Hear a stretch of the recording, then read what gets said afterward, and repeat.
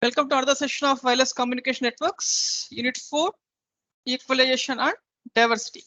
In previous sections, we discussed about what is the fundamentals of equalization and what is meant by adaptive equalizer and what are the different types of equalizers are available and what are the different types that is based upon the linear and non-linear equalization. Today, we go for what are the algorithms for this linear and non-linear equalizers. That is the topic of algorithms for adaptive equalization. Already you know that what is meant adaptive equalizer. Here adaptive equalizer nothing but which compensates the unknown errors and which is a time varying channel. For this purpose to compensate errors and noise in a channel, we go for this different types of algorithms are available for this adaptive equalizers, especially to remove this ISI, that is intersymbol interference. We have to use the different types of algorithms. There are basically three types of classical type of equalizers are available. The first one is zero forcing algorithm. The second one is least mean square algorithm, and third one is recursive least square algorithm. That is ZF and LMS and RLS algorithm. These are the three types of algorithms which are used for adaptive equalizers to compensate errors and noise which are in available channel. Before going to that, the types of adaptive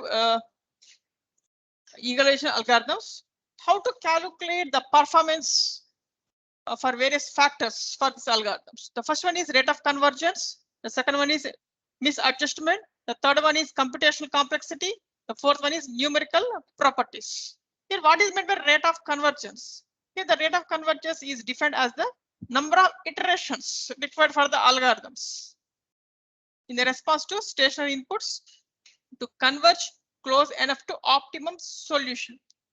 Nothing but to compare the input and output of a signal, how many iterations required, how many number of weights are changed for a taps. Finally, we have to conclude input and output should be same. For this purpose, how many number of iterations are required? That is nothing but rate of convergence. The second one is misadjustment. Here, this misadjustment is the quantitative measurement, which is measured for the final value of the mean squared error. Mean square error, that is the final calculation of the mean square error for the output signal is nothing but misadjustment. The next one is computational complexity. Here the computational complexity is nothing but the number of operations are required to make a complete iteration of the algorithm. Here there is a relation between is there for rate of convergence and computational complexity. Here the computational complexity is nothing but the number of operations are required for one iteration. But rate of convergence is number of iterations for equal for input and output. That is the difference. And last one is numerical properties. Here the numerical properties is nothing but which is produce a round of noise and representation errors in the computer. Representation of the errors in the computer, nothing but numerical properties. These are the four factors are the performance parameters for the algorithms which are used for adaptive equalization. Next one we go for the first algorithm is zero forcing algorithm. Zero forcing algorithm. Here in this zero forcing algorithm, first of all we have to calculate equalizer coefficients. Here the equalizer coefficients is nothing but first what is the signal required, and we are calculating the number of samples in that one. Here in that samples, each and what is the exact amplitude for each sample of a received signal is nothing but equalizer is the coefficients.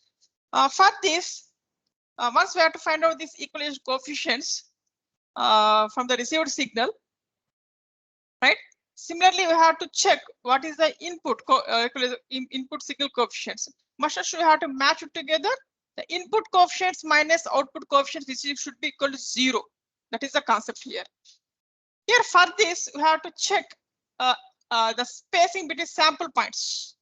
That is one number of taps are which is used at the equalizer. That is the number of spaced sample points are NT. NT. What is my N? Capital N here. Capital N is nothing but the number of samples. Capital T is nothing but symbol duration. Especially this zero forcing equalizer, which is used to remove this ISI interference. That is intersymbol interference. What is mean intersymbol interference? All I will discuss in previous sessions. The intersymbol interference, I think, what merging of the pulses due to delay. To remove this one, we are going for zero forcing algorithms. Suppose the delay elements, that is the ISI anything but automatically based upon delay only we are getting. The time delay, suppose I assume that the time delay which is equal to symbol duration, capital T. Then what is the exact frequency response model? That is H equalizer of F. What is my H equalizer of F? Nothing but equalizer is periodic with a period signal to the symbol period. What is the symbol period is symbol duration is capital T. What is the symbol period rate is 1 by capital thing but frequency 1 by T. Then frequency response that of channel is H of F, and equalizer frequency response is H equal of F. Must should be equal to 1. Multiplication of frequency response model of channel with the frequency response for equalizer, which should be equal to 1. This should be nothing but Nyquist rate. Which nothing but Nyquist rate. Here, this zero forcing algorithm, which neglects the effect of noise. Effect of noise, especially this is only for to remove this intersymbol interference. Interference, yeah, right. Next, we are going for the second algorithm is least mean square algorithm. Least mean square algorithm. Here already we know that in the previous sections of the fourth unit, we are calculated mean square error. Here, what is meant by calculation of mean square error? It is the difference between desired equalizer output and actual equalizer output. Nothing but how to calculate error. Nothing but input minus output. We automatically are getting how much error we are getting. Similarly, the prediction of error EK, which is equal to DK minus DK cap. What do you mean DK here? Input signal. That's why XK minus DK cap.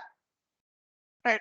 Already based upon the previous session, what is meant by DK cap? It depends upon the output signal and weight signal of a equalizer. That's why EK, which is equal to XK minus YK transpose W of K. What is meant by W of K? Weights of the each tap in the equalizer. Then which is equal to, otherwise you have to write is that EK, which is equal to XK minus WK transpose YK. Finally, the calculation of mean squared error MSE, which is equal to expectation of EK star multiplied with EK. That is expectation of EK square. That is about mean square, so squaring of the error. Here, from this basic concepts, we have to calculate least mean square. How to minimize this least mean square error? Here, in this, to minimize this least mean square error, right? Here, for this purpose, we have to check what is the prediction error EK. What is the tap gain vector WN. What is the cost of the tap gain vector is J of WN. J of WN.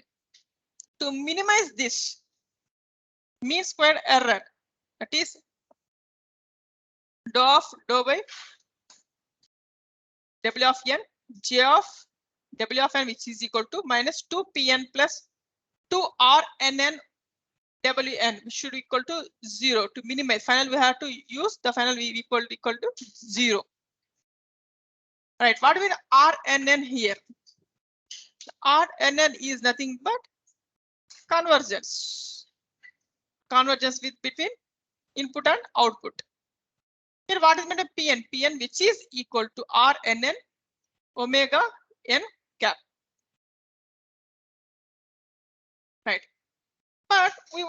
a optimal value for this cost function, that is J optimum, which is equal to J of Wn cap, which is equal to expectation of xk multiplied with xk star minus Pn transpose Wn cap. What is meant Wn cap here? Optimal tap gain vector. Optimal tap gain vector. And what is meant by W of W cap, which is equal to inverse of. Here, based on see this equation number 33. From this 33, omega n of cap, which is equal to Rnn inverse multiplied with Pn. Right. Finally, this least mean square algorithm. It is the simplest algorithm and requires the number of operations per iteration is 2n plus 1. 2n plus 1. Then finally, you have to calculate dk of dk cap of n. What is the dk cap of n? Which is nothing but which is the output after the equalizer, which is equal to Wn of n transpose yn of n, and finally calculate error is predicted error is ek of n, which is equal to xk of n minus dk cap of n. From this equation, finally the Wn of n plus 1 operations, which is equal to Wn of n minus alpha times of ek star of n by n of n. Here what is meant alpha value is step size. Actually, when we are going for this step size, after going for sampling theorem apply, after number of samples can be calculated. After go for quantization, in this quantization we have to calculate the step size. So finally, this least mean square equalizer algorithm, which maximize the signal to distortion ratio, at its output within the constraints of the equalizer filter length. Right here, the alpha value must and should be it is in between that is a step size is in between 0 to 2 by summation of I equal to 1 to n of lambda I. What is meant lambda I is eigenvalues of the covariance matrix Rnn. This is about least mean square algorithm. Next, we are going for the topic is a recursive least squares algorithm. Recursive least squares algorithm. Here in previous sections, we are using the covariance matrix, the Rnn. In this covariance matrix having the eigenvalues of the input signals. That is, suppose the rapid changes of convergence relies on error measures expresses in terms of a time average of the actual received signal instead of statistical average. This leads to the family of powerful and the technique which is used for this fast convergence process is recursive least squares algorithm, which improves the convergence of adaptive equalizers. For this, we know that least square error on the time average is J of n, which is equal to summation of I equal to 1 to n lambda of n minus I multiplied with E star of I comma n, E of I comma n. Here what is meant by lambda here? Weight factor, which is close to 1. But not exactly equal to 1. And E star of I of n is the complex conjugate of EI of n. What is meant by EI of n is the error. The error is nothing but error is the difference between input and output. That is EI of n, which is equal to x of I minus y of n of transpose of I and W of n of n. That is y n of I, which is equal to matrix of y I comma y I minus 1 comma up to y of I minus n plus 1 transpose. Here y n of I is nothing but data input vector at the time of I, and Wn of n, which is nothing but new tap gain vector time of n. Finally, to calculate the optimum value of this minimum of least squared value should be equal to 0. Already we know that p value is equal to r multiplied with w cap of n. For this, all of it represent, already we know that r nn of n, that is covariance matrix, which is equal to summation of I equal to n to 1 to n lambda of n minus I yn of star of I multiplied with yn of transpose of I.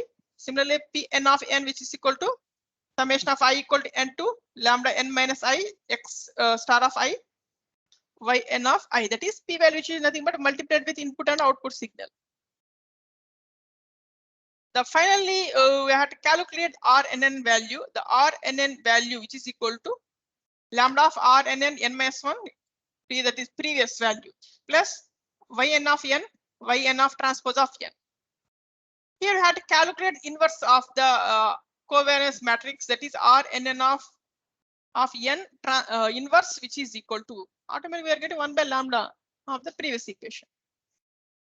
Here in this equation number 46, what is meant by mu of n, which is equal to yn of transpose of n, rnn of inverse of n minus 1, yn of n. Finally, the weight factor is wn of n, which is equal to wn of n minus 1 plus kn of n e star of n minus 1. That is where both r value and w value, it is nothing but depends upon the previous. That is, we have to give feedback section, feed forward and feedback in equalizer. All we discussed about the first topic of this 4th unit. That's why where kn of n, which is equal to, substituting previous equations, finally we are getting kn of n value. That is finally the RLS, recursive least square algorithm, may be summarized. So how to initiate? What are the step-by-step method? That is the first step. We have to initialize the weight function, that is w of 0, which is equal to k of 0 equal to x of 0 equal to 0. First initialize all weight functions, all inputs and outputs should be had to first of all 0 before implementing. Next, the covariance matrix or inverse of 0, which is equal to del of INN. Whatever INN is identity matrix. After this initial 0, next we will go apply recursive least square. That is, first one is d cap of n. Nothing but what is the weight function of equalizer multiplied with output. That is w of transpose of n minus 1 into y of n. Next, how to calculate e of n? E of n, which is equal to x of n minus d cap of n. That is input with output of the equalizer. And k of n value and inverse of the recursive matrix and calculating of the weighting function.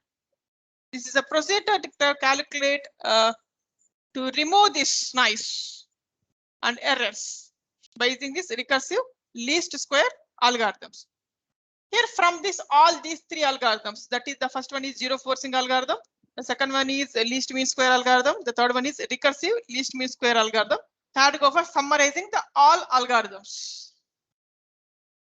Here this table shows what are the comparisons of various algorithms for used for adaptive equation. Here among this all these things, the first algorithm types, the second column is number of multiply operations, and what are the advantages and what are the disadvantages. First algorithm is LMS, least mean square algorithms with gradient DFE. The number of multiply operations is 2n plus 1. The advantages are low computational complexity and simple program. And disadvantages are slow convergence, poor tracking. That is poor checking between input and output. Next one is Kalman RLS. That is, we are applying Kalman filter for this least recursive least mean square algorithm. The number of multiply operations are 2.5n square plus 4.5n, and the advantages are fast convergence, good tracking ability, and disadvantages are high computational complexity. And next one is FTF algorithms. The number of multiply operations are 7n plus 14. The advantages are fast convergence, good tracking, and low computational complexity. And the disadvantages are complex programming Right. Next one is gradient lattice algorithm. 13n minus 8. Advantages are stable, low computational complexity, flexible structure, and disadvantages are performance is not good as the RLS algorithm and complex programming. And that's why we are going for gradient type of lattice with DFE. Here the number of multiply operations are 13n1 plus 33n2 minus 36. The advantages are low computational complexity and complex program. These are the disadvantages are complex programming. Next one is fast Kalman DFE. Number of multiply operations are 20n plus 5, which can be used for DFE and fast convergence and with good tracking. But it is low computational and unstable. That's why we are going for the final one is square root of RLS DFE. That is the number of multiply operations are 1.5 n square plus 6.5 n. The advantages are better numerical properties and disadvantages are high computational complexity. This is a comparison table for different algorithms for adaptive equalization. Here from this all these algorithms, you have any query? Do you have any query? Type your query in the chat box. Thank you for attending today's session.